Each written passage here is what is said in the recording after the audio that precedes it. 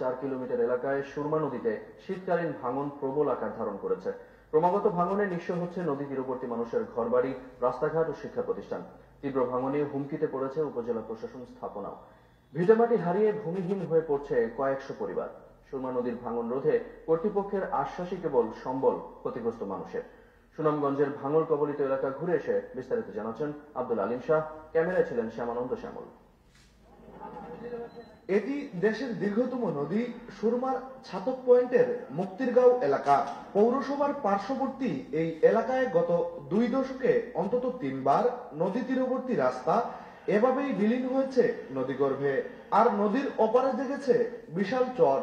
বসত ভিটা হারিয়ে নিঃস্ব এলাকাবাসী কর্তৃপক্ষের কাছে দৌড়ঝাঁপ করলেও সুফল আসেনি কোনোবারই। ও যে রাস্তাটা আছে ওই রাস্তাটা আরো ওসাইট আছে, বুঝছেন না?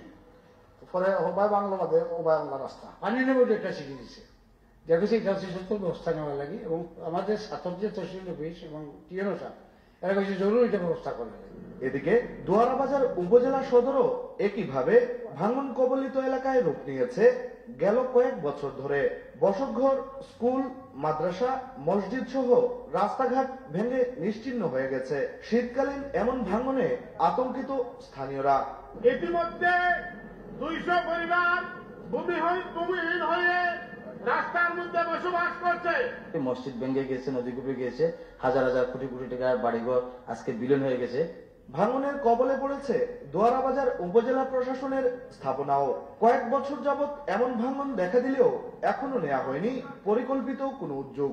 এটাকে স্থায়ী একটা প্রতিরোধ ব্যবস্থায় যদি না আনা যায় তাহলে এই উপজেলা পরিষদ ভবন, কোটি কোটি টাকার স্থাপনা এখানে রয়েছে, এই সব কিছুই হুমকির মুখে। ভাঙনের প্রধান কারণ নদীর বাঁকে জেগে ওঠা চর খননে জনপ্রতিনিধিরা আশ্বাস দিলেও আলোর মুখ দেখেনি। তাই দুয়ারাবাজার উপজেলা অনেকটাই অবহেলিত বলছেন সচেতন মহল।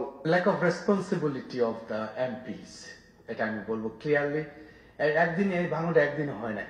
আমার বর্তমানে এমপি 3 বারের এমপি। আমি বিশেষ করে প্রধানমন্ত্রীকে বলবো আপনার যে কোনো ফান্ড থেকে যেভাবে হোক আপনার দুয়ারাবাসীকে আপনার বাঁচান।